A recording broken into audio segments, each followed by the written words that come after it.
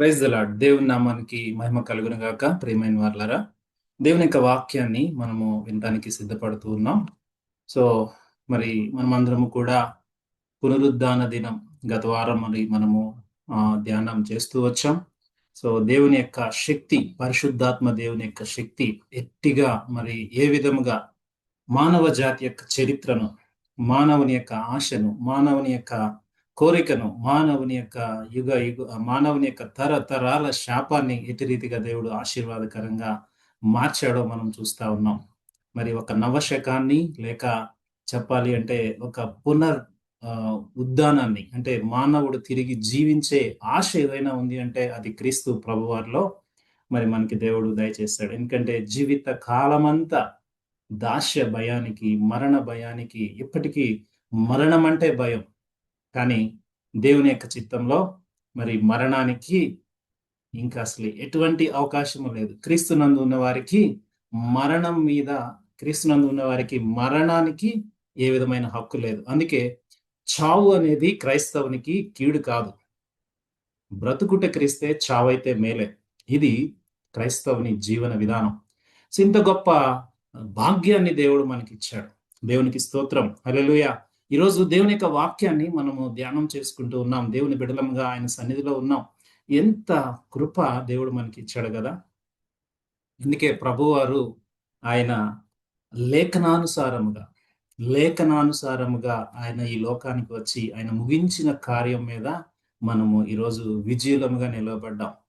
మనలో ఏమీ లేదు. ఎందుకంటే మన వల్ల ఏది కాదు. మన యొక్క పాప భారాన్ని మనము, ఆ మరణాన్ని మనము, దాని యొక్క పవర్ని మనము జయించలేం. కానీ దేవుడు మన కొరకు కార్యం చేశాడు కాబట్టి, సో దాన్ని బట్టి దేవుని స్తుతిద్దాం. అందుకే 1 కొరింథీయుల పత్రికలో పౌలు అంటాడు ఈ విధంగా, లేఖనానుసారంగా క్రీస్తు మన కొరకు మృతి పొంది మన కొరకు ఆయన తిరిగి లేపబడ్డాడు. ఇదే సువార్త. ఇంతకంటే గొప్ప సంతోషమైంది ఇంకేదీ లేదు. సో ఈరోజు రెండు ప్రాముఖ్యమైన విషయాలు మనం త్వరగా ధ్యానం చేసుకుందాం. పునరుద్ధానుడైన దేవుడు మరి దానికంటే ముందుగా ఒక మాట మీకు చెప్పాలని ఇష్టపడతా ఉన్నాను. క్రైస్తవునికి 3 సీజన్స్ ఉన్నాయి. క్రైస్తవ ప్రపంచానికి 3 సీజన్స్. అవేం సీజన్స్ అంటే, మనం ఎక్కువగా క్రిస్మస్ సీజన్ చూస్తాం. దాన్ని అడ్వెంట్ సీజన్ అన్నారు మన పితరులు. అంటే ప్రభు యొక్క రాక కొరకు ఎదురు చూస్తూ, ప్రభు మన హృదయాల్లో జన్మించాడని జన్మించాడని సంతోషిస్తూ ప్రభు రాక కొరకు సిద్ధపడేదే అడ్వెంట్ సీజన్. తర్వాత లెంట్ సీజన్ అన్నారు, ఉపవాసాల సమయం. ప్రభు మరి సిలువకు వెళ్ళక ముందు 40 రోజుల సమయాన్ని ప్రార్థనాపూర్వకంగా, ఉజ్జీవంగా మరలా దేవునిలో మరి బలపడాలని ఆ విధంగా వారు సిద్ధపరిచారు. మూడవదిగా పెంతెకొస్తల్ సీజన్. ఈ పెంతెకొస్తల్ సీజన్ ఎప్పుడంటే రిజరెక్షన్ తర్వాత జరిగే 50 రోజులు. ఓకే, ఇప్పుడు మనము గత వారం మనం అందరం కూడా పునరుద్ధాన పండుగను మనము ఆనందంతో సెలబ్రేట్ చేసుకున్నాం. ఏమవుతూ ఉంటుందంటే, ఈ పునరుద్ధాన పండుగ యొక్క అనుభవము 1 వారం లేదా 2 వారాలు మనం ధ్యానం చేస్తూ ఉంటాం. త్వరగా దాన్ని మర్చిపోతూ ఉంటాం. కానీ ప్రభువారు పునరుద్ధానం తర్వాత దాదాపు 40 రోజులు తనకు ఇష్టులైన వారిని, లేదా దేవుని యొక్క చిత్తంలో ఉన్న వారిని ఆయన కలుస్తూనే ఉన్నాడు. ఆయన వారితో మాట్లాడుతూనే ఉన్నాడు. వారిని మరలా సమకూర్చుతూనే ఉన్నాడు. వారిని ఆదరిస్తూనే ఉన్నాడు. వారిని బలపరుస్తూనే ఉన్నాడు. దాదాపుగా 40 రోజులు ప్రభువారు మరి ఆయన శిష్యులకు, ఆయనకి ఇష్టమైన వారికి ఆయన కనపడినట్లుగా లేఖన ఆధారాలు ఉన్నాయి. సో 40 రోజుల తర్వాత, కరెక్ట్గా శిలువ పునరుద్ధానం తర్వాత 40 రోజుల తర్వాత దేవుడు ఆరోహణమయ్యాడు. 10 రోజులు వారు వెయిటింగ్ పీరియడ్లో ఉన్నారు. ఎక్కడంటే మేడగది అనుభవంలో. అయితే ఈరోజు మనము ధ్యానం చేయబోయే మొదటి పాయింట్ ఏంటంటే, ఈ 40 రోజుల సమయంలో దేవుడు అనేక మందిని కలుసుకున్నాడు. మనము 1 కొరింథీ 15వ అధ్యాయంలో మనం చూసినట్లయితే, అక్కడ పౌలు లేఖనానుసారంగా క్రీస్తు మన కొరకు మృతి పొంది తిరిగి లేచాడని చెప్తూనే, ఆయన లేచిన తర్వాత మొట్టమొదటిగా దేవుడు ఎవరికి కనిపించాడు అంటే, మనందరికీ తెలుసు, మగ్దలైన మరియా మరి ఆ సమాధుల స్థలంలో ఎదుగుతూ ఉన్నప్పుడు, అమ్మా ఎందుకు ఏడ్చుచున్నావు అని ప్రభు తన్ని పిలిచినట్లుగా మనం చూస్తాం. అక్కడ దూతలు అక్కడున్న స్త్రీలతో, మీరు సజీవుడైన దేవుడిని మృతుల్లో ఎందుకు ఎదుగుచున్నారమ్మా? ఆయన లేడు, ఆయన ఇక్కడ లేడు, లేచి ఉన్నాడు అని మరి ఆ పునరుద్ధానపు మొదటి వార్తను మరి ఎవరికి దేవుడు పరిచయం చేశాడంటే, మరి ఒక వీర వనిత, లేక చెప్పాలి అంటే ఒక మొదటి ఆహ్, ఆహ్, మిషనరీగా, లేకుంటే దేవుని యొక్క సువార్తను తీసుకువెళ్ళిన పునరుద్ధానపు వార్తను తీసుకువెళ్ళిన మగ్దలేనకు దేవుడు పరిచయం చేశాడు. అటు రీతిగా మనం చూస్తే తర్వాత పేతురుకు, అలాగే అపోస్తులందరికీ, తర్వాత మనం చూస్తే 500 మందికి దేవుడు ఒక్కసారే కనపడి వారితో మాట్లాడటం, తర్వాత యాకోబుకు, తర్వాత పౌలుకు, ఈ విధంగా మనము మొదటి కొరింథీ పత్రిక 15వ అధ్యాయంలో చూస్తాం. మరి దేవుడు, పునరుద్ధానుడైన దేవుడు మిగిలిన వారికి ఎందుకు తన్ను తాను అగపరుచుకోలేదు? మిగిలిన వారికి ఎందుకు ఆయన బయలుపరుచుకోలేదు అన్న ప్రశ్న మరి మనకు రాక తప్పదు. వస్తుంది గదండీ! ఎందుకు మరి దేవుడు అందరికీ ఆయన బయలుపరుచుకోవట్లేదు? ఈ ప్రపంచంలో సువార్త అందరికీ అందుబాటులోనే ఉంటుంది. ఎందుకు దేవుడు కొంతమందినే ఆయన దర్శిస్తూ ఉన్నాడు? సువార్త ప్రతి ఒక్కరు వింటూనే ఉన్నాం. చెప్పాలి అంటే మన మన మన ప్రాంతాల్లో ఎక్కువ మంది దేవుని గురించి తెలుసు అన్నారు గానీ, దేవుణ్ణి వ్యక్తిగతంగా అంగీకరించలేని పరిస్థితుల్లో వారున్నారు. సో, దేవుడు ఆహ్, ఎవరికి ఆయన బయలుపరుచుకున్నాడు అంటే, ఆయన బిడ్డలైన వారికి. అనగా ఆయన్ని చేర్చుకునే వారికి, లేదా ఆయన చిత్తంలో ఉన్న వారికి, ఆయనకిష్టమైన వారికి ఆయన బయలుపరుచుకున్నాడు. ఆ రోజు ఉన్న మరి రిలిజియస్ లీడర్స్‌కి ఆయన బయలుపరుచుకోలేదు. ఆ రోజు ఉన్న అధికారులకు ఆయన బయలుపరుచుకోలేదు. ఆ రోజు ఉన్న ప్రభుత్వాలకు ఆయన బయలుపరుచుకోలేదు. సో, దేవుడు ఎవరికి ఆయన ప్రత్యక్షంగా బయలుపరుచుకున్నాడంటే, ఆయన బిడ్డలైన వారికి. మగ్దలేన మరియకు దేవుడు క్లారిఫికేషన్ ఇచ్చాడు. అలాగే అదే పునరుద్ధాన దినం, అదే రోజు ఇద్దరు శిష్యులు నడుచుకుంటూ వెళ్ళిపోతా ఉన్నారు ఎమ్మాయ గ్రామంలో. మనకు తెలుసు ఈ విషయం. సో, నడుచుకుంటూ వెళ్ళిపోతూ వారు డిస్కస్ చేసుకుంటూ ఉంటే దేవుడన్నాడు, వారితో కలిసి వస్తూ ఉన్నప్పుడు వారు ఎంతో ఆందోళనలో ఉన్నారు. ఎంతో చింతలో వారున్నారు. దేవుడు వారితో మాట్లాడుతూ, "అయ్యా! మీరెందుకు ఇంత ఆందోళనలో ఉన్నారంటే?" వాళ్ళు చెప్తూ ఉన్నారు, "యేసు ప్రభువారు ఆయన గొప్ప ప్రవక్తగా ఉన్నాడండి. ఆహ్, ఆయన గొప్ప ప్రవక్తగా ఉన్నాడు. ఇజ్రాయేలీయుల్ని విమోచించేవాడు ఈయనే అనుకున్నాం మేము. కానీ ఇలా అయిపోయింది మా పరిస్థితి. మాలో కొంతమంది స్త్రీలొచ్చి మా దగ్గరకొచ్చి చెప్పారయ్యా. ఏం చెప్పారంటే, ప్రభువు లేచి ఉన్నాడు అని చెప్పారు. ఆ లేచి ఉన్నాడని చెప్పిన విషయం వాళ్ళకి విస్మయం కలిగించిందన్న మాట అక్కడ రాయబడి ఉంటుంది. లూకా సువార్తలో మనం చూస్తే. నిజంగా వీరు ప్రభువుతో పాటు ఉన్న శిష్యులు. ప్రభువుతో పాటు ఉన్న శిష్యులు. కానీ వారి యొక్క రివల్యూషన్ ఎలా ఉండిందంటే, లేఖనానుసారముగా, లేదా దేవుని యొక్క వాక్యానుసారముగా దేవుడు చెప్పినట్టుగా మూడవ దినం తిరిగి లేస్తాడన్న ఆలోచన వారికి రావట్లేదు. వారి చుట్టూ ఉన్నదల్లా ఏంటంటే భయము. వారి చుట్టూ ఉన్నదల్లా ఏంటంటే ఆందోళన. దేవుని యొక్క వాక్యాన్ని మనము కొన్ని పరిస్థితుల్లో మర్చిపోతాం. కానీ దేవుడు వారి దగ్గరికి వచ్చి, వారితో మాట్లాడి, వారిని వారికి అన్నీ బోధించి, అదే దినము సాయంత్రం సమయంన దేవుడు వారి హృదయాలను మరలా మన్నించినట్లుగా మనం చూస్తాం. అవివేకులారా, మందమతులారా, ఎప్పుడైనా మన పిల్లలు మంచిగా నేర్చుకోకపోతే మనము వారిని కొంచెం డిసిప్లైన్‌గా మనము వారిని సెట్ చేసి, వారు ఉన్నతమైన స్థాయిలో ఉండాలని ఇష్టపడతాం గదా! సో, అంతేనండి. దేవుడు ఆయనకిష్టులైన వారిని ఆయన దర్శిస్తూనే ఉంటాడు. సో, మొట్టమొదటిగా మనము చూస్తున్న పాయింట్, పునరుద్ధానంలో దేవుడు ఆయనకిష్టమైన బిడ్డలకు ఆయన ప్రత్యక్షపరుచుకున్నాడు. వారిని సరిచేయటానికి ఇష్టపడ్డాడు. వారిని ఆదరించడానికి ఇష్టపడ్డాడు. వారిని రీస్టోర్ చేయడానికి ఇష్టపడ్డాడు. మనం అనుకుంటాం ఎక్కువగా, వీరు ఇట్లా ఉన్నారేంటి? ఇంత దేవునితో కలిసి ఉన్నారు గదా! వీరు. ఎందుకిలా అయిపోయారు? ఎందుకిలా వీరు ఇట్లా మాట్లాడుతూ ఉన్నారేంటి? అని మనం వారి గురించి చాలా మెసేజ్‌లు, ప్రసంగాలు మనం చెప్పుకోవచ్చు. కానీ చాలా సార్లు అర్థం గాని పరిస్థితి ఏంటంటే, మనమే వారికంటే దారుణంగా ఉంటాం. మన గురించి పరిశుద్ధాత్మ దేవుడు రాయిస్తే, అసలు చెప్పాలంటే బైబిల్ పుస్తకం సరిపోదేమో అనుకుంటాను నేను. ఎందుకంటే అన్ని సార్లు మనం అన్ని సందేహాలతో మనం ప్రభువుని వెంబడిస్తూ ఉంటాం. నిజంగా చెప్పాలంటే, వారు ప్రభువు కొరకు పునరుద్ధాన అనుభవంలో హతసాక్షులుగా నిలవబడ్డారు.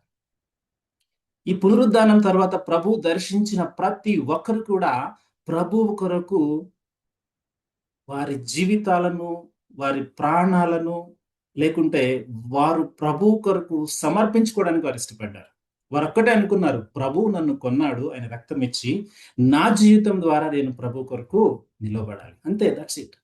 వారదే నిర్ణయం ఉన్నారు. మొట్టమొదటి చూసిన మగ్దలేన అయినా, అదే రోజు చూసిన ఇద్దరు శిష్యులైనా, తర్వాత మనము వారం రోజుల తర్వాత మరి ఈ విధంగానే సాయంకాల సమయంలో ఒక శిష్యులందరూ కలిసి మరి ఆ ఒక గదిలో వారు ఉన్నప్పుడు తోమాను దర్శించిన విధానమైన తరువాత మరి మరలా మొదటి ఆ వృత్తి జాలరి అయిన పేతురు తప్పిపోయి మరలా తనతో పాటు 7 శిష్యులను ఏర్పరచుకుని ఆ సముద్ర మార్గంలో చేపలు పడుతున్న సమయమైన ఏది చూసినా కూడా ప్రభు వారిని ప్రభు వారిని నిలవబెట్టిన విధానం మనం చూస్తా ఉన్నాం. మనం ఏం చూస్తామంటే, అరే ఇంత మంచిగా ఉన్నాడు కదా ప్రభుతో, ఎందుకు ఇలా తప్పిపోయాడు అనుకుంటాం. కానీ వారు ఒక్కసారి ఆ పునరుద్ధానుడైన దేవుణ్ణి వారు ఎన్కౌంటర్ చేసిన తర్వాత దేవుని కొరకు నమ్మకంగా నిలవబడ్డారు. ఇంకొక విషయం నేను మీకు చెప్పాలని ఇష్టపడతా ఉన్నాను. ప్రభు యొక్క సహోదరులైన యాకోబు, ప్రభువు పరిచర్య చేస్తూ ఉన్నంతసేపు మీకు కావాలంటే వాక్య రిఫరెన్సెస్ చూసుకోండి. యోహాను సువార్త 7వ అధ్యాయం 3వ వచనంలో ప్రభు పస్కా పండుగకు వచ్చినప్పుడు, నువ్వేంటి ఇలా పరిచర్య చేస్తున్నావు, నువ్వు ప్రత్యక్షంగా బయలుపరుచుకో అని చెప్పి ఆయన సహోదరులు ఆయన్ని నిందించినట్లుగా మనం చూస్తాం. ప్రభు పరిచర్య చేస్తున్నంతసేపు కూడా ప్రభువుతో పాటు ఉన్న సహోదరులు, అంటే ఆయన తల్లి గర్భంన పుట్టిన యాకోబు, యూదా, వారు ప్రభువుని నమ్మలేదండి. కానీ ఈ పునరుద్ధానుడైన దేవుడు యాకోబుకి ప్రత్యక్షపరుచుకున్నాడు. ఎప్పుడైతే దేవుడు, పునరుద్ధానుడైన దేవుడు ఆయనకి ఇష్టమైన వారిని ప్రత్యక్షపరుచుకుని వారిని దేవుని దగ్గరకు లేదా పునరుద్ధాన శక్తిని పొందుటకు దేవుడు వారికి కృపనిచ్చాడో, యాకోబు ఒక మూల స్తంభం అయిపోయాడు యెరూషలేము సంఘానికి. అన్య జనాంగానికి ఒక డైరెక్షన్ ఇచ్చే ఒక గొప్ప లీడర్గా మారిపోయాడు. యాకోబు పత్రిక చూస్తే చెంప చెల్లును కొట్టినట్టు ఉంటుంది మనకి చదువుకుంటూ ఉంటే. యాకోబు పత్రిక మీరు ఎన్నిసార్లు చదవండి, ప్రతిసారి దేవుడు కొడుతున్నట్టే ఉంటుంది. ఎందుకంటే కొట్టేటప్పుడు మనం సరిచేయబడతాం, ఈ బ్లెస్సింగ్స్ ఆశీర్వాదాలు వింటే పక్కకి వెళ్ళిపోతాం. సో ఎందుకు చెప్తూ ఉన్నానంటే, యాకోబు అంటాడు, దేవుడు పునరుద్ధానానికి ముందు ఆయన్ని అంగీకరించలేదు, సరికదా ఆయన మాట వినలేదు. కానీ పునరుద్ధానుడైన దేవుడు ప్రత్యక్షపరచబడినప్పుడు, ఇదిగో మొట్టమొదటిగా మొదలు పెడుతూనే యేసు క్రీస్తు దాసుడను, యేసు క్రీస్తు దాసుడను. మీరు యూదా పత్రిక చదివినా గాని యేసు క్రీస్తు దాసుడను. ఎందుకు ఈ విధంగా వారు మాట్లాడగలుగుతూ ఉన్నారు? That is the power of resurrection.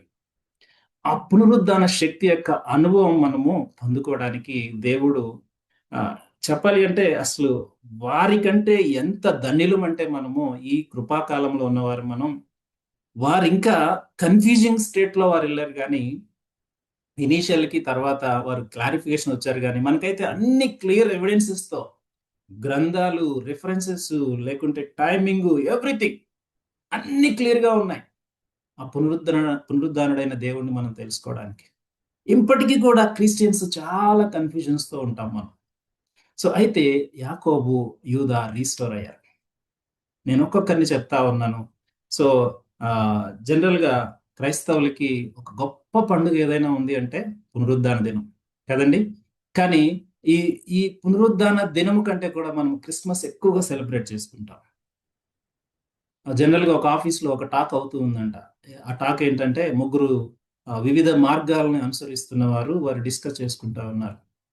మీరు ఒక వ్యక్తి అన్నాడు, మేము ఫలానా ప్రాంతానికి వెళ్ళి మా దేవుని దర్శించుకుంటా ఉంటాం. ఇంకొక వ్యక్తి అన్నాడు, మేము ఒక యాత్రకు వెళ్ళి ఎక్కడో దూరంగా ఉన్న ఒక దగ్గరికి వెళ్ళి మేమందరము జీవితంలో ఒక్కసారైనా అక్కడికి వెళ్తామని ఇంకొక వర్గం వ్యక్తి అంటూ ఉన్నాడు. కానీ అక్కడున్న క్రైస్తవుడు అంటా ఉన్నాడు, వాళ్ళు క్వశ్చన్ చేస్తా ఉన్నారు, మీరు ఎక్కడికి వెళ్తారు మీ దేవుని చూడటానికి? అసలు మా దేవుని చూడటానికి మేము ఎక్కడికి వెళ్ళాల్సిన అవసరం లేదు. ఎందుకంటే మా దేవుడు అన్ని ప్రాంతాల్లో ఉన్నాడు. మాకంటూ ఏ పుణ్యక్షేత్రం లేదు, మాకంటూ ఏ ప్లేస్ స్పెసిఫిక్ గా లేదు. ఎందుకంటే మా దేవుడు మృత్యుంజయుడై తిరిగి లేచాడు. ఆయన ఆయన పెట్టిన సమాధి ఇప్పటికీ కూడా పుణ్యక్షేత్రంగానే ఉంది, కానీ మేము అక్కడికి వెళ్ళవలసిన అవసరం లేదు. ఎందుకు చెప్తున్నాను ఈ మాట అంటే, క్రైస్తవునికి పునరుద్ధాన శక్తి యొక్క అనుభవం తెలిస్తే ప్రదేశాలకు, ప్రాంతాలకు, లేకుంటే ఒక దేనికి కూడా ప్రాధాన్యత మనం ఇవ్వం. సో పునరుద్ధానానికి ముందు సహోదరులు, శిష్యులు ఈ విధంగా ఉన్నారు, పునరుద్ధానం తర్వాత శక్తి పొందుకుని ఉన్నారు. ప్రియ సంగమా, జాగ్రత్తగా ఆలోచన చేద్దాం.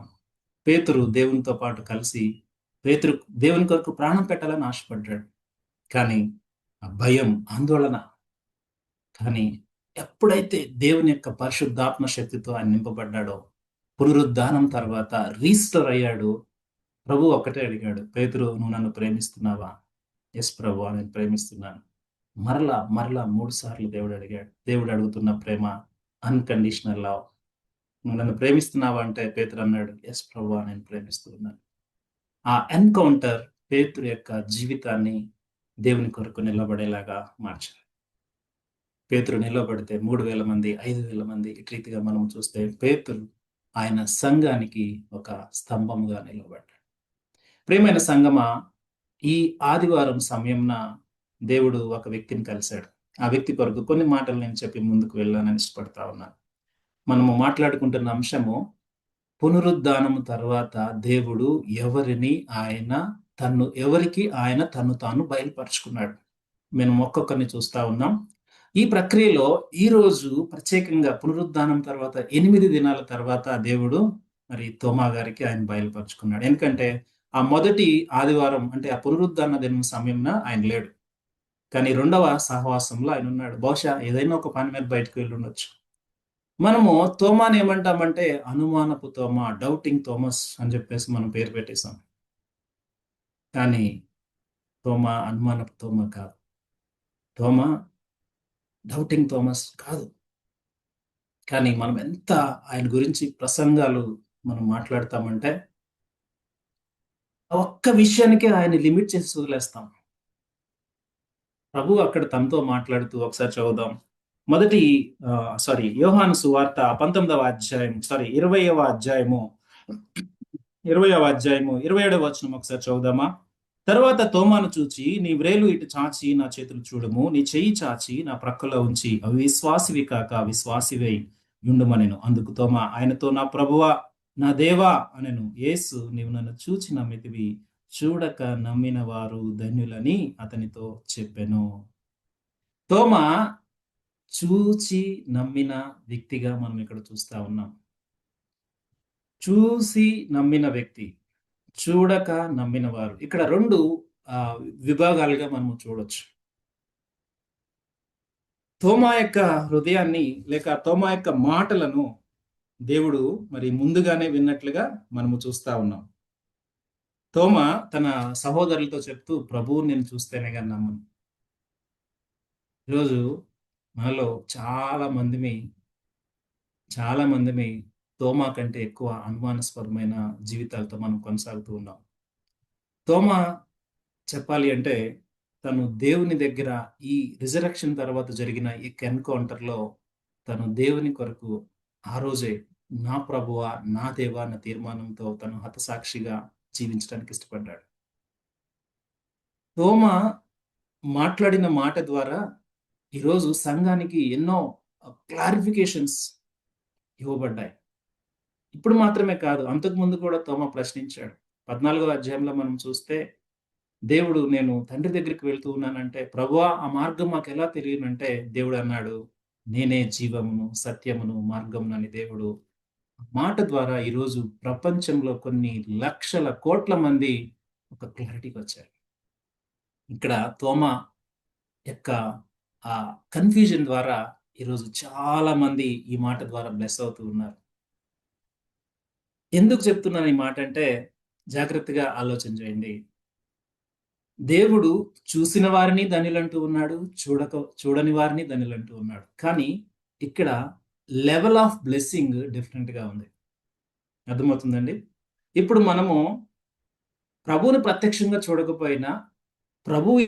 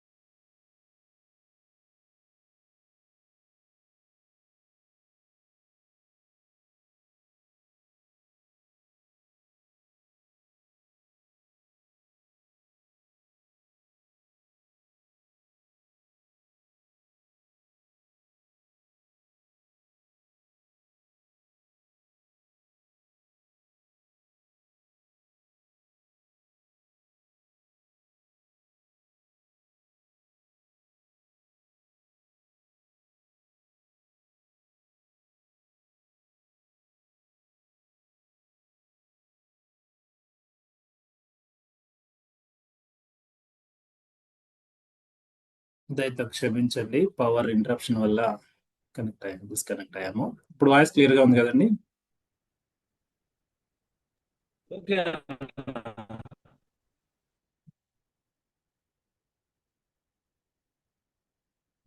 ఓకే.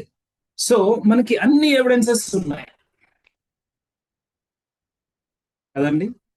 సో దేవుడు ఇక్కడ రెండు వర్గాల గురించి మాట్లాడుతా ఉన్నాడు. సో మనము చూసి నమ్ముతా ఉన్నాం, కానీ తోమా లాంటి సాక్ష్యం మనకు లేదు. తోమాని మనం డౌటింగ్ థోమస్ అని మాట్లాడడానికి ఏ విధంగా కూడా అర్హులం కాదు. తోమా మరి మనలాంటి, నిజంగా చెప్పాలంటే భారతదేశం అనుమానపు దేశం.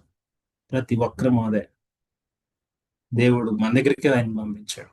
మన దగ్గరికి వచ్చి ప్రభు సువార్తను తీసుకుని వచ్చి ఒక హతసాక్షిగా తోమా చనిపోయాడు. ఈరోజు ఆయన ఏ ప్రాంతానికి వచ్చి ఆయన మరి హతసాక్షి అయ్యాడో అక్కడి నుంచే అనేక మంది మిషనరీస్ మరి ఈ రోజు దేశంలో సువార్త పంచడానికి తమిళనాడు నుంచి మేజర్ అత్యధిక భాగం నార్త్ ఇండియాకి వెళ్ళి పరిచయం చేస్తా ఉన్నారు. సో ఆ వెళ్తున్న మిషనరీస్ కూడా డౌట్స్ తోనే వెళ్తూ ఉన్నారు, కానీ దేవుడు వారికి క్లారిటీ ఇస్తా ఉన్నాడు. సో నేను మొన్న అస్సాం వెళ్ళినప్పుడు ఒక సిస్టర్, తన పేరు ఏంజలిన్ అక్క, తను ప్రతిదీ కూడా దేవుని దగ్గర కన్ఫర్మేషన్ తీసుకుని అస్సాంలో తను పరిచయం చేస్తా ఉన్నారు. బట్ మంచి పరిచయం చేస్తా ఉన్నారు. ఎందుకు చెప్తున్నాను ఈ మాట అంటే, తోమా డౌటింగ్ థోమస్ కాదు. తోమాకి ఒక్కసారి క్లారిటీ వచ్చిన తర్వాత ప్రభు కొరకు లైఫ్ అప్పగించాడు. కానీ మనకు ఎన్నిసార్లు దేవుడు క్లారిటీస్ ఇచ్చినా గానీ మనం ఏం చేస్తామంటే ఇంకా అనుమానం పడుతూనే ఉంటాం, సందేహిస్తూనే ఉంటాం. జాగ్రత్తగా ఆలోచన చేద్దాం. చూసి నమ్మిన వారి కంటే చూడక నమ్మిన వారు ధనిలని ఎందుకు మాట్లాడుతున్నాడంటే, దేవుడు అబ్రహాం దేవుడు పిలిచాడు. ఎక్కడికి వెళ్ళాలో తెలియదు, ఏ దేశమో తెలియదు, ఎటువంటి ప్రాంతమో తెలియదు, కానీ ప్రభు మాట నమ్మాడు. అది చూడక నమ్మటం అంటే. అర్థమవుతుందండి? చూడక నమ్మటం అంటే అది. వారు నమ్మారు కాబట్టి, దేవుని మాట నమ్మాడు కాబట్టి అబ్రహాము విశ్వాసులకు తండ్రిగా మార్చబడ్డాడు. ఈరోజు జనాంగానికి, సర్వ జనాంగానికి ఆశీర్వాదకరంగా దేవుడు అబ్రహాం నిలిపాడు. ఒకసారి పేతురు పత్రిక చూద్దాం. మొదటి పేతురు పత్రిక 1వ అధ్యాయం 8వ వచనం. అద్భుతమైన మాట ఇక్కడ మనం చదువుకుంటే చూడండి. మనము ఇక్కడ పేతురు రాస్తూ ఉన్నాడు, మీరు చూడలేదు ప్రభుని కానీ నమ్ముతూ ఉన్నారు. మొదటి పేతురు పత్రిక 1వ అధ్యాయం 8వ వచనం. మీరు ఆయనను చూడకపోయినను ఆయన ప్రేమించుచున్నారు. ఇప్పుడు ఆయన కన్నులారా చూడకయే విశ్వసించుచు మీ విశ్వాసమునకు ఫలమును అనగా ఆత్మరక్షణను పొందుచు చెప్పన సత్యమును మహిమాయుక్తమునైన సంతోషము గలవారై ఆనందించుచున్నారు. అయ్యా, మీరు దేవుణ్ణి చూడలేదు గాని మీరు అది పొంది ఉన్నారు, రక్షణ పొంది ఉన్నారని ఇక్కడ పేతురు సాక్ష్యం ఇస్తున్నాడు. అబ్రహాము చూశాడా? అబ్రహాము దేవుని స్వరాన్ని విన్నాడు, దేవుని నమ్మి ఆ విధంగా ముందుకు వెళ్ళిపోయాడు. ప్రేమైన సంగమా, చూడండి తర్వాత మాట చూడండి, 10వ వచనం. మీకు కలుగు ఆ కృపను గూర్చి ప్రవచించిన ప్రవక్తలు ఈ రక్షణ గురించి పరిశీలించుచు తమ యందున్న క్రీస్తు ఆత్మ, క్రీస్తు విషయమైన శ్రమలను గూర్చి వాటి తరువాత కలగబో మహిమలను గూర్చి ముందుగా సాక్ష్యం ఇచ్చినప్పుడు ఆ ఆత్మ ఏ కాలమును బట్టి ఎట్టి కాలమును సూచించవచ్చునో దాన్ని విచారించి పరిశోధించరి. ఎవరంట? మనకు కలగబోయే కృపను గురించి ఒకప్పుడు ప్రవక్తలు, ఒకప్పుడు అబ్రహామును మొదలుకొని మరి మరియా వరకు ఉన్న భక్తులు, ప్రవక్తలు, వారు ఎన్నో శ్రమలు, ఎంతో విశ్వాసంతో వారు నిరీక్షించబడి వాటి యొక్క నిజస్వరూపము దాన్ని చూడటం కొరకు వారి జీవితాలనే అర్పించారు. అందుకే హెబ్రీ గ్రంథకర్త అంటాడు, 11వ అధ్యాయం విశ్వాస వీరుల పట్టిక రాస్తూ ఆ 11వ అధ్యాయం చివరి భాగంలో వారు ఎట్లా వారు జీవితాలను అర్పించారంట. అదే హెబ్రీలకు రాసిన పత్రిక 4 పేజీలు వెనక్కి తిప్పి మీరు చూస్తే అక్కడ రాయబడి ఉంటుంది. 11వ అధ్యాయం 39వ వచనంలో చూస్తే, వీరందరూ తమ విశ్వాసం ద్వారా సాక్ష్యము పొందిన వారమైనను మనము లేకుండా సంపూర్ణులు కాకుండా నిమిత్తము దేవుడు మన కొరకు మరి శ్రేష్టమైన దాన్ని ముందుగా సిద్ధపరచను గనుక వీరు వాగ్దాన ఫలం అనుభవింపలేరు. ఎవరండి? ఈ విశ్వాస వీరులందరూ కూడా మనము ఉండాలని, మనము లేకుండా వారు సంపూర్ణులు అవ్వలేరు అనుకున్నారంట. వారు దేవుని యొక్క రక్షణ ప్రణాళిక కొరకు వారు కొన్ని వేల సంవత్సరాల నుంచి ఎదురు చూస్తూ వస్తున్నారు. నోవాహు కాలం నుంచి, అబ్రహాము కాలం నుంచి, అలాగే మోషే కాలం నుంచి, దావీదు కాలం నుంచి ఈ విధంగా చూస్తే దేవుడు తన నిబంధనలు ఆయన స్థిరపరుచుకుంటూ వస్తూ ఆ ప్రవక్తల ద్వారా, భక్తుల ద్వారా వారిని ఆ విశ్వాసము వైపు వారిని చూపిస్తూ, అబ్రహాము ఎటు వెళ్ళాలో తెలియదు, ఎటు వచ్చాడో తెలియదు, కానీ పునాదులు కలిగిన ఆ పట్టణం కొరకు ఎదురు చూశాడంట. ఆ పితరులందరూ కూడా పరదేశులుగా ఈ లోకంలో ఉండి ఎదురు చూశారు. వీరందరి గురించి ఈ రోజు ఈ చూడక నమ్మిన వారి కోసం మనం ఎందుకు మాట్లాడుతున్నామంటే, మరలా మనం వద్దాం. పేతురు పత్రిక 1 అధ్యాయము 12వ వచనం చూడండి ఒకసారి. పరలోకము నుండి పంపబడిన పరిశుద్ధాత్మ వలన మీకు సువార్త ప్రకటించిన వారి ద్వారా మీకు ఇప్పుడు తెలుపబడిన ఈ సంగతుల విషయమై తమ కొరకు కాదు గాని మీ కొరకే తాము పరిచర్య చేసిన సంగతి వారికి బయలుపరచబడిన.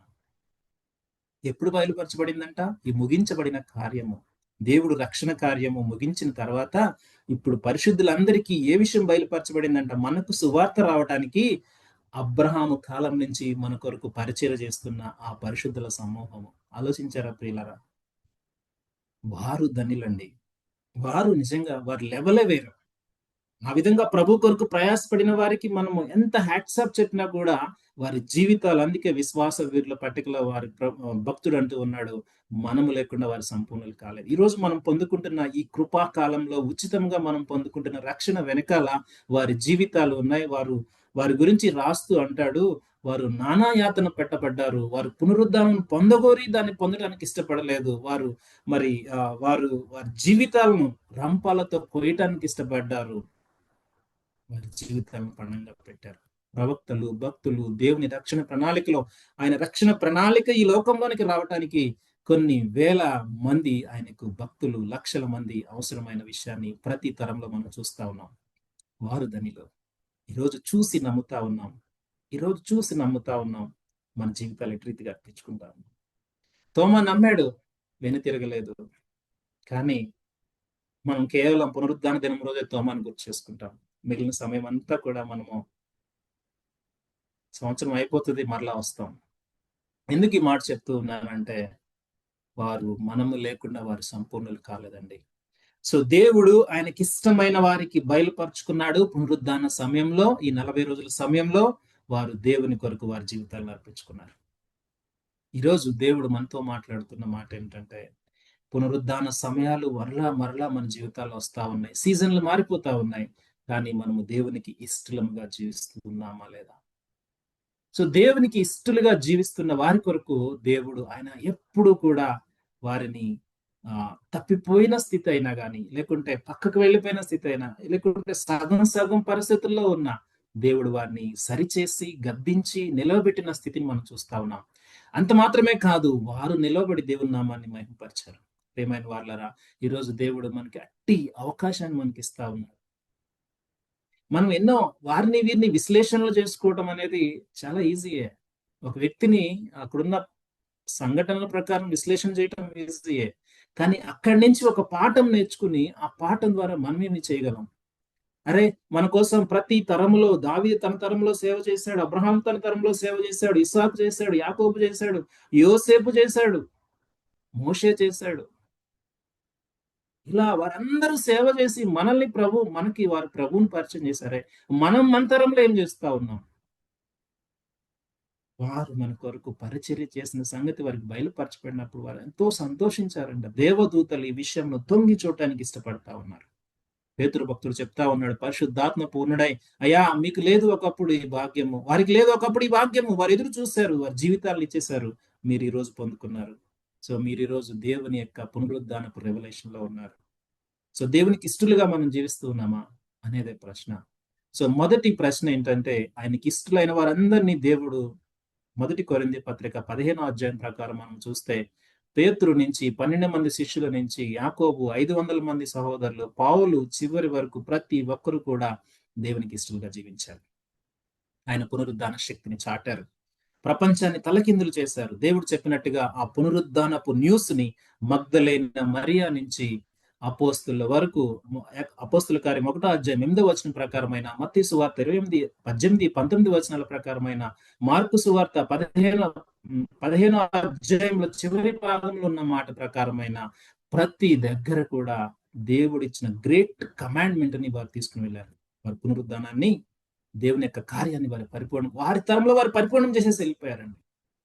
కానీ తర్వాత వచ్చిన వారు మిషనరీస్, దేవుని భక్తులు, వారి తరాల్లో వారు చేస్తూ ఉన్నారు. ఈరోజు దేవుడు మనల్ని అడుగుతున్నాడు, ప్రియమైన సంగమా, ఈరోజు దేవుడు మనతో మాట్లాడుతుంది ఏంటంటే, ఆయనకి ఇష్టంగా మనం జీవిస్తూ ఉన్నామా? ఆయన మన జీవితాల్లో ఆయన రివల్యూషన్, ఆయన పునరుద్ధానపు శక్తిని మనకు బయలుపరుస్తూ ఉన్నాడు. సో మరణము ఆయన్ని బంధించలేకపోయింది, సమాధి ఆయన బంధించలేకపోయింది, అధికారం ఆయన బంధించలేకపోయింది. ఏది ఆయన్ని బంధించగలిగింది చెప్పండి? ఈ రోజు హిస్టారికల్ ఎవిడెన్సెస్ తో ప్రతిదీ మన ముందు ప్రజెంట్ చేయబడతా ఉంది. ఇప్పటికీ కూడా మనము అనుమానంతో, హాఫ్ రెవల్యూషన్ తో, భయంతో వెనుదిరిగిపోతా ఉన్నాం. అయితే ఒక మాట చెప్పి నేను ముగించేస్తాను. చూడండి, దేవునికి ఇష్టలైన వారిని ఆయన ప్రతి తరంలో కూడా ఆయన వాడుకోవడానికి ఇష్టపడతాడు. మనందరికీ కామన్ గా తెలిసిన విషయమే.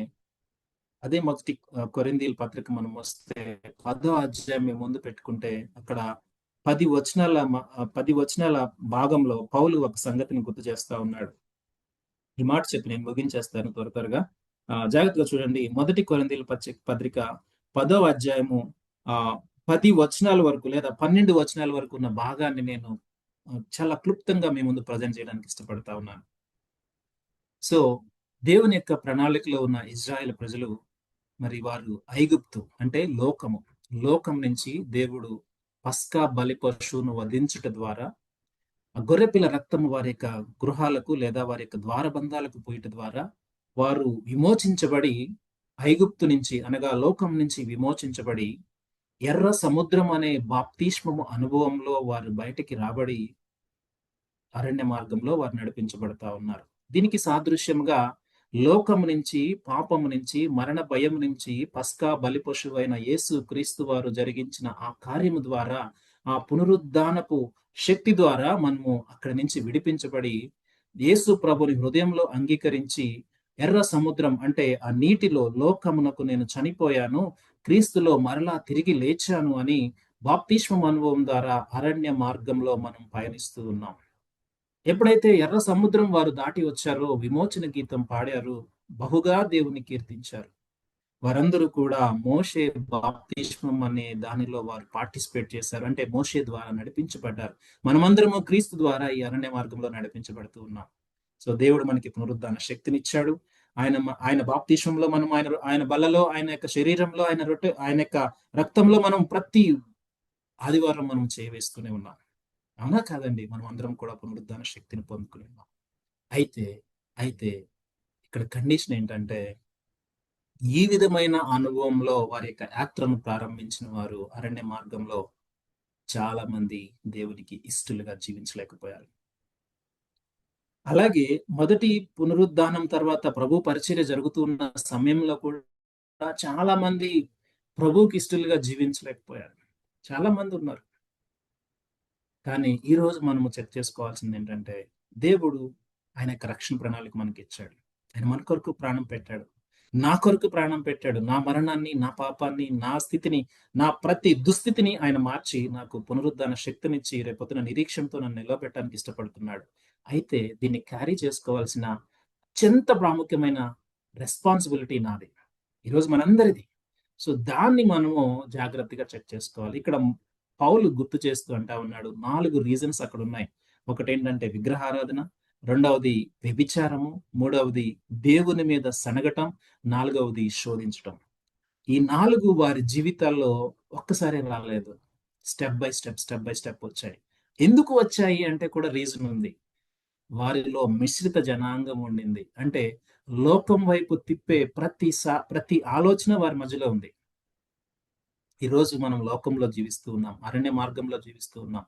అందుకే సియోను పాటలు సంతోషంగా పాడుతూ అంటాడు, ఐగుప్తును విడచినట్టి మీరు అరణ్యవాసులయి ధరలో, ఐగుప్తును విడచినట్టి మీరు అరణ్యవాసులయి ధరలో, నిత్య నివాసములేదీలలోన నేత్రాలు కాననుపై నిల్పుడి. మన నివాసం ఇక్కడ లేదు, నిత్య నివాసం ఇక్కడ లేదు. అబ్రహాము పునాదులు కలిగిన పట్టణాన్ని చూశాడు. వీరు అరణ్య మార్గంలో ఉండి వీరు లోక ఆశల చేత ప్రేరేపించబడ్డారు. అరణ్య మార్గం అంటే నథింగ్ బట్ భక్తి జీవితం. ఈ భక్తి జీవితంలో లోక ఆశల మీద ఎవరైతే ప్రేరేపించబడతారో వారు తక్షణమే నాశనానికి పాత్రలు అవుతారు. కనానుకు వారికి ప్రవేశం లేదు. కనాను అనేది నిత్య స్వార్థ్యం. జాగ్రత్తగా గమనించండి నా మాటలు. ఎందుకు చెప్తూ ఉన్నానంటే, నూతన నిబంధన కాలంలో కూడా పౌలుతో పాటు పరిచర్య చేసిన వారు చాలా మంది తప్పిపోయారు. ఒక ఇద్దరు వ్యక్తులు నేను మీకు చెప్తాను చూడండి. మొదటి తిమోతి 2 తిమోతి పత్రికలో 2 తిమోతి పత్రికలో ఒకసారి చూడండి. 2వ అధ్యాయము 18వ వచనం ఒకసారి చూద్దామా? 17వ వచనం. కొరుకు పుండు ప్రాకినట్టు వారి మాటలు ప్రాకును. ఎవరంట వీరు? వారిలో హుమేనయును ఫిలేతుడు ఉన్నారు. వారు పునరుద్ధానము గతించినని చెప్పుచు సత్యము విషయమై తప్పిపోయి కొందరి విశ్వాసమును చెప్పుచు ఉన్నారు. అయినను దేవుని యొక్క స్థిరమైన పునాది నిలకడగా ఉన్నది. ప్రభువు తన వారిని ఎరుగును అనునదియు ప్రభువు నామమును ఒప్పుకుని ప్రతి వాడును దుర్నీతి నుండి తొలగిపోవాలన్నది దానికి ముద్రగా ఉన్నది. కొంతమంది చెడగొట్టేవారు బయలుదేరుతారు. పునరుద్ధానం ఇంకా అయిపోయింది, ఇంకేమి లేదు, ఏముంది, మొత్తం అంతా క్లోజ్ అని చెప్పి అసత్య బోధలు చేస్తున్నవారు, ప్రభు యొక్క బిడలను తప్పిస్తున్నవారు, తప్పిపోయిన వారు ఉంటారండి. మనలో చాలా మంది ఉంటారు. మనం వెళ్తున్నప్పుడు చాలా మంది మనల్ని అటు ఇటు లాగేవాళ్ళు ఉంటారు. అసత్య బోధలు. అందుకే అంటాడు పేతురు రెండవ పేతురు పత్రిక 2వ అధ్యాయం కంప్లీట్ గా వారి కొరకే రాయబడి ఉంది. వారు ఎలా ఉంటారంట? ధనము సంపాదించుకునే వారిలా ఉంటారు, ఆశీర్వాదాల వైపు తిప్పేవారిలా ఉంటారు. మనకి శ్రమలు అవసరం లేదండి. క్రైస్తవులంగా మనం రక్షింపబడ్డామంటే అన్ని పోవాల్సిందే, ప్రతి రోగము నయమవ్వాల్సిందే, ప్రతి ఆశీర్వాదం రావాల్సిందే, అందుకే దేవుడు మనం రక్షించుకున్నాడని అబద్ధ బోధలు చెప్తారు. ఇటువంటి వారి వలన మనం ఏమవుతామంటే లోకపు ఆశల చేత మరలించబడతాం. ఇక్కడ ఇజ్రాయిల్ ప్రజలు కూడా అరణ్యవాసం అంటే అరణ్య మార్గం ఎలా ఉంటుంది? కష్టతరంగా ఉంటుందండి. అదేది హైవే కాదు అది. దేవుడు ఎందుకు ఆ మార్గంలో నడిపిస్తా ఉన్నాడు? వారి దేవుని మీద ఆధారపడాలి. కానీ వారు దేవుని మీద ఆధారపడలా. వారు ఎటు చూశారంటే మరలా ఐగుప్తు వైపు చూశారు. ఎందుకంటే వారి మధ్య ప్రేరేపించబడే వారు ఇటువంటి వారు ఉంటారు. మన మధ్యలో కూడా మనల్ని చెరిపేవారు ఎంతో మంది ఉంటారు. దీని వలన మనము దేవునికి అయిష్టలమై తప్పిపోతామేమో. జాగ్రత్త సుమి. భౌతికమైన సుఖాలు, కంఫర్ట్ జోన్స్, ఆశీర్వాదాలు, నిరీక్షణ కలిగి చూడక నమ్మిన వారేమో విశ్వాసం మన కొరకు ఎదురు చూస్తూ ఉంటే, మనం వస్తే వారు సంపూర్ణలు అవుతామని వారు ఎదురు చూస్తూ ఉంటే, అన్ని తెలిసిన మనము చూసి నమ్మిన వారు మనము ఎంతగా మోసపోతా ఉన్నాం. నా బాధ, నా ఆవేదన ఇదే. ఈరోజు అన్ని ఎవిడెన్సెస్ ఉన్నాయి మనకి, కానీ తప్పిపోతా ఉన్నాం. వారి గురించి వీరి గురించి మనం ఎనాలిసిస్లు చేసుకుని మనమేం చేస్తా ఉన్నాం? మనం తప్పిపోతున్నామేమో. అందుకే అంటాడు అదే కొరింథీ పత్రిక 10వ అధ్యాయంలో అంటాడు 12వ వచనంలో, తాను నిల్చున్నానని చూచుకునేవాడు పడిపోకుండా జాగ్రత్తగా ఉండాలి. ఈరోజు మనం నిల్చున్నామా, పడిపోయి ఉన్నామా? ఒకవేళ ప్రభు మన కొరకు ఈరోజు రెండవ రాకడలో తిరిగి వస్తే మనం లేపబడతామా, అయిష్టలుగా మిగిలిపోతామా? చాలా మంది సణిగి నశించారు, శోధించి నశించారు, విగ్రహారాధన వైపు వెళ్ళిపోయారు, ధనారాధన వైపు వెళ్ళిపోయారు, చెప్పాలి అంటే వ్యభిచారం వైపు వెళ్ళిపోయారు. యేసు ప్రభుతో పాటు 3.5 సంవత్సరాలు ఉన్న ఇస్కరియోతు యూదా ధనం వైపు ఆశపడి వెళ్ళిపోయి క్షమాపణ పొందుకోకుండా పక్కకు వెళ్ళిపోయాడు. ప్రభు దగ్గరికి రావాల్సిన వ్యక్తి ఆ లీడర్స్ దగ్గరికి వెళ్ళి, ప్రభు అయ్యా నన్ను క్షమించండి అంటే వారేం క్షమిస్తారు? ఒక మనిషి ఇంకొక మనిషిని ఎలా క్షమిస్తాడు? ప్రభు దగ్గర 3.5 సంవత్సరాలు యాక్సెస్ ఉందే నీకు, కానీ ప్రభు దగ్గరికి రావడానికి మనసు ఒప్పుక లోకం వైపు వెళ్ళిపోయాడు, నశించిపోయాడు. లేఖనము ప్రకారము ఆ వ్యక్తి యొక్క ఇల్లు రక్త భూమిగా మార్చబడింది. కానీ అదే ప్రభుతో ఉన్న వ్యక్తి చూడండి, ప్రభు దగ్గర ఉండి దొంగతనం చేసి ఆ ధనానికి బానిస అయిపోయి నిత్య జీవానికి దూరం అయిపోయాడు, ప్రభుకి అయిష్టుడు అయిపోయాడు. కానీ జీవితం అంతా దొంగతనాలు చేసి శిలువ మీద ఉండి చివరిలో మారు మనసు పొంది దేవుని దగ్గర పరదేశంలో ఉన్న దొంగను చూస్తా ఉన్నాం. చూడండి ఎంత గొప్ప ధన్యత. మనము దేవునికి ఇష్టలముగా ఉన్నామా, ధనానికి ఇష్టలముగా? అందుకే దేవుడు అంటాడు ధనానికి దేవునికి ఒక్కళ్ళకే ఉన్నాడు మీరు దాసులుగా. ధనం ఇచ్చేది దేవుడు, భూమి ఆకాశం అందులో ఉన్న సమస్తం ఆయనది. ఈరోజు క్రైస్తవుడా, నువ్వు లోకం కొరకు దేవుని వెంబడిస్తే ఇతరుల కంటే మనం దౌర్భాగ్యులమవుతాం. పౌలు అదే అంటాడు, అదే 15వ అధ్యాయం 2 కొరింథీ పత్రిక. ఎందుకు చెప్తూ ఉన్నానండి ఈ మాట? మనము లోకము కొరకు దేవుని వెంబడించడానికి వీల్లేదు. ఎందుకంటే ధనము కొరకు వెంబడించిన వారు, ఈ లోక ఆశీర్వాదాల కొరకు వెంబడించిన వారు ప్రభుతో లేరు. ఇది వాక్సత్యం. ఇది ఒక విధంగా ఇది ఖండితంగా ఉండొచ్చు కాక ఇది వాక్సత్యం. కానీ ప్రభువుని ఎందుకు వెంబడించాలో తెలిసిన వారు ప్రభు ఏ విధంగా జీవించడానికి మన జీవితాన్ని అర్పించుకోవడానికి ఇష్టపడిన వారు వారి ప్రభుతో ఉన్నారు. దేవునికి స్తోత్రం. సో ఏశావు ఏమయ్యాడు? ధనం కోసం ఆశించి భ్రష్టుడైపోయాడని దేవుని యొక్క వాక్యం సెలవిస్తుంది. హెబ్రీ పత్రిక 15 అధ్యాయం 16 మనం చదివితే అక్కడ రాయబడి ఉన్న మాట, తనకి మరలా మారు మనసు పొందే అవకాశం లేకుండా విడవబడ్డాడు. మీలో అటువంటి చేదైన వేరు ఏదైనా మొలిసి మిమ్మల్ని కృపలో నుంచి తొలగించేస్తుందేమో జాగ్రత్త. ఈ అరణ్యవాసంలో మనం ఎప్పుడు చూసుకోవాల్సింది ఏంటంటే, నా కళ్ళు మళ్ళా లోకం వైపు వెళ్ళిపోతున్నాయా, పైన వాటి మీదకి వెళ్తుందా? పునరుద్ధాన శక్తిని పొందుకున్నాను నేను. దేవునికి ఇష్టమైన వారిగా నేను జీవిస్తూ ఉన్నానా? దేవునికి అయిష్టమైన విగ్రహారాధన నా జీవితంలో ఏమైనా ఉందా? ఆ విగ్రహారాధన ఏదైనా అవ్వచ్చు, లేదా ధన వ్యామోహం ఏదైనా అవ్వచ్చు. దేవుని సణుగుతూ దేవుని వెంబడిస్తూ ఉన్నాను. చాలా మంది అయిష్టంగా దేవుని వెంబడిస్తారు. సణుక్కుంటూ గొనుక్కుంటూ వాళ్ళు అలాగే చేశారు. దేవుడు వారికి చాలా అవకాశాలు ఇచ్చాడండి. ఒక కీర్తనలో అంటాడు, ఎన్ని మారులో ఆయన్ని శోధించారు, ఎన్ని మారులో ఆయనకి తాపం కలిగించారు, ఎన్ని మారులు అన్న మాట ఉంటుంది. ఎన్ని మారులు అనేది ప్రభు మేబీ నిర్మాకాండంలో కొన్నిసార్లు రాసి ఉండొచ్చు. మన జీవితంలో ఎన్ని మార్లు దేవుని శోధిస్తా ఉన్నామో, ఎన్ని మార్లు దేవునికి తాపం పుట్టిస్తా ఉన్నామో ప్రియమైన సంగమా, ఈ పునరుద్ధాన పెంటెకోస్టల్ సీజన్ లేకుంటే పునరుద్ధాన దినాల్లో మనం, లేకుంటే దేవుని యొక్క పునరుద్ధాన శక్తిని మనం ధ్యానం చేస్తున్న సమయాల్లో దేవునికి ఇష్టలైన బిడ్డలముగా మన జీవితాన్ని సరి చేసుకుందాం. మనం నిలబడి ఉన్నామా, పడిపోకుండా చూసుకుందాం. దేవునికి ఇష్టమైన బిడ్డలుగా ఆయన పునరుద్ధాన శక్తిని పొందుకుని ఆయన కొరకు నమ్మకంగా జీవిద్దాం. ధనాన్ని వెంబడించిన వాడు ధనానికి దాసులు అవుతాడు. ప్రభువును వెంబడించిన వాడు ప్రభువుకు దాసులు అవుతాడు. ఒకప్పుడు పాపానికి దాసులంగా ఉన్నాం, ఒకప్పుడు ధనానికి దాసులంగా ఉన్నాం. ఈరోజు ప్రభువుకు దాసులం అవుదాం. దేవుడు అదే కోరుకుంటా ఉన్నాడు. దేవుడు ఆయనకి ఇష్టమైన వారిని ఆయన సెట్ చేయడానికి ఎల్లప్పుడూ ఇష్టపడతాడు. మనం చూస్తూ వచ్చాం. మొదటిగా ఆయనకి ఇష్టమైన ఆయన బిడ్డలకు ఆయన తను తాను ప్రత్యక్షపరుచుకున్నాడు.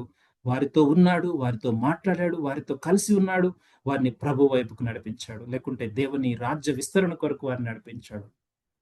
అందుకే వారు ప్రభు కొరకు సాక్షులుగా వారు జీవించగలిగారు. సో ఈరోజు మన ముందు ఇజ్రాయేలీలు ఎగ్జాంపుల్స్ గా ఉన్నారు. అరణ్య మార్గంలో మనము ఉన్నాం, వారు ఉన్నారు. కానీ అరణ్య మార్గం నుంచి వెళ్ళిన వారిలో ఆ 20 లక్షల మందిలో ఇద్దరు మాత్రమే వెళ్ళారు. లేవీయులతో పాటు ఇద్దరు మాత్రమే వెళ్ళారు. ఎంత బాధాకరమైన విషయం అది. ఆ తరము గతించిపోయింది. ఒక తరము దేవునికి అయిష్టంగా జీవించింది. 99% దేవునికి అయిష్టంగా జీవించింది. ఆలోచన చేద్దాం, ఈరోజు మనం ఎటు రీతిగా ఉన్నాం.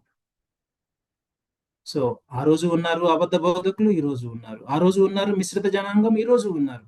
లోకం వైపు, సాతాను వైపు, ఆడి ఇష్టాల వైపు నడిపించేవారు అనేక మంది మన మధ్యలో జాయిన్ అవుతూ ఉన్నారు.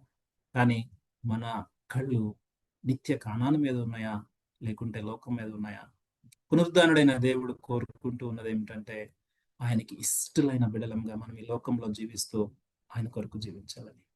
దేవుడు ఎప్పుడు కూడా ఎవరితో ఉంటాడంటే, ఆయనకి ఇష్టలైన వారి హృదయాలు ఆయన జీవిస్తాడు. ఆయన ఉన్నత స్థలాల్లో జీవిస్తాడు. నెక్స్ట్ ఆయన యొక్క మాట విని ఎవడు గడగడ వణుకుచూ ఉంటాడో, ఎవడు దీనుడై నలుగుచూ ఉంటాడో వాడి హృదయంలో దేవుడు జీవిస్తాడు. ఎంత ధన్యత అండి ఇది. దేవుడు జీవించే రెండు ప్రాంతాలు, ఉన్నత స్థలాల్లో, దీనులైన వారి హృదయాల్లో.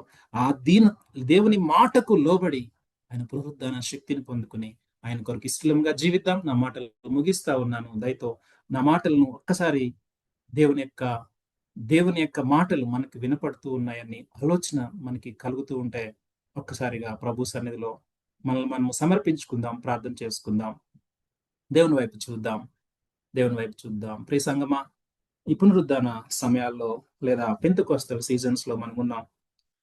దేవుడు తనకిష్టలైన వారిని సరిచేయడానికి ఇష్టపడ్డాడు. చూడక నమ్మిన ఆ భక్తుల సమూహాన్ని ఒక్కసారి జ్ఞాపకం చేసుకో. వారు మనము లేకుండా వారు సంపూర్ణులు అవటానికి వారు ఇష్టపడట్లేదు. వారు రంపాలతో కోయడానికి ఇష్టపడ్డారు. వారు వారికి ఉన్న శ్రమలో, వారికి ఉన్న నిందలో, వారి విశ్వాసంలో వారి జీవితాలను ఇవ్వటానికే ఇష్టపడ్డారు. ఎటు వెళ్ళాలో తెలియదు, ఎటు పోవాలో తెలియదు, ప్రభు మాటకు వారు లోబడ్డారు. ఈరోజు అన్ని క్లారిటీస్ ఉన్నాయే, చూసి నమ్ముతూ ఉన్నాం మనం. కానీ మన డైరెక్షన్ ఎట్లా ఉంది? ఇష్టలంగా ఉన్నామా? ఆయన మాటను పట్టుకుని వెళ్తూ ఉన్నామా? లేకుంటే లోకం వైపు ఎవరో ప్రేరేపించారని అటు ఇటు కొట్టుకుని పోతా ఉన్నామా? పౌలు చెప్తూ ఉన్నాడు, ఇదిగో నేను బ్రతుకుట క్రీస్తే, చావైతే మేలే. నేను ఆయన పునరుద్ధానాన్ని పొందుకోవడానికి సమస్తాన్ని నష్టంగా పెంటతో సమానంగా ఎంచుకుంటా ఉన్నాను. ఎందుకంటే ఆయన నేను సంపాదించుకోవాలి. క్రీస్తు ఉంటే నాకు చాలయ్యా. నేను క్రీస్తు కొరకు బ్రతుకుతాను. క్రీస్తే నా గురి. ఆయన కొరకే నేను జీవిస్తాను. ఇటు తీర్మానం చేసుకుందామా? సాయంకాల సమయంలో మరొకసారి దేవుడు మనల్ని సరిచేస్తూ ఉన్నాడేమో, గద్దిస్తూ ఉన్నాడేమో, లేకుంటే మనల్ని ప్రేమించి మరి ఒకసారి ఆయన మాట్లాడుతూ ఉన్నాడేమో. దయతో సరి చేసుకుందాం, మన హృదయాలను సమర్పించుకుందాం. పరిశుద్ధుడైన తండ్రి, ప్రేమ కలిగిన దేవ, మీ ఘనమైన నామానికి వందనాలు, కృతజ్ఞతలు. అవును ప్రభా, తండ్రి నాయన మీరు పునరుద్ధానుడై ప్రభా నీ బిడ్డలైన వారందరినీ ప్రభా ఎట్టి రీతిగా నాయన మీరు సమకూర్చారు. ఎట్టి రీతిగా ప్రభా వారికి నాయన మీ మాటలు వినిపించారు. తండ్రి వారి యొక్క స్థితిని చూసి జాలిపడ్డారు. వారి యొక్క ఆఫ్ రివలేషన్ ప్రభా, వారి యొక్క పరిస్థితి ప్రతిదీ ప్రభా మీరు సరిచేసిన దేవుడుగా ఉన్నారు. అపోస్తులను శిష్యులను ప్రభా మీరు బలపరిచిన దేవుడుగా ఉన్నారు. అటు రీతిగా ప్రభా మమ్మల్ని మీరు బలపరుస్తూనే ఉన్నారు ప్రభా మీ పునరుద్ధాన శక్తి చేత. కానీ ప్రభా అనేక మార్లు మేము లోకం వైపు, ధనం వైపు, ఇజ్రాయేల్ ప్రజలు ఏ రీతిగా ప్రభా వారు అరణ్యంలో అయినా వారు ప్రవర్తించారో అటు రీతిగా మా జీవితాలు ఉన్నాయి. దయతో కరుణించండి. ఎందుకంటే ప్రభా మా కొరకు నాయన భక్తులైన వారు, ప్రవక్తులైన వారు ఒక మార్గాన్ని సిద్ధపరిచారు. తండ్రి వారు మా కొరకు పరిచర్య చేశారు. దేవా మాలో ఈ కార్యము సంపూర్ణం అవ్వాలని వారు ఎదురు చూస్తూ ఉన్నారు. తండ్రి ఈ తరంలో ప్రభా మీకు ఇష్టలైన వారముగా ప్రభా ప్రత్యేకించి ప్రభా యొక్క వాక్ విత్ సేవర్ ఫ్యామిలీలో ప్రభా తండ్రి మా జీవితాల ద్వారా ప్రభా మీ పునరుద్ధాన శక్తి అనేక మందికి వెల్లడపరచబడటకు ప్రభా మేము మీ పునరుద్ధానమును చాటే వారముగా ప్రభు వచ్చు వరకు మా యొక్క మరణం వరకు ప్రభా ఈ పునరుద్ధానమును ఆయన మరణమును ప్రచురించే వారముగా మమ్మల్ని తీర్చిదిద్దమని ప్రార్థన చేస్తాం. వాక్యం మా హృదయాలు నీరుకట్టి ఫలింపు చేయమని యేసు నామములో అడిగి వేడుకుంటున్నాం తండ్రి. ఆమేన్.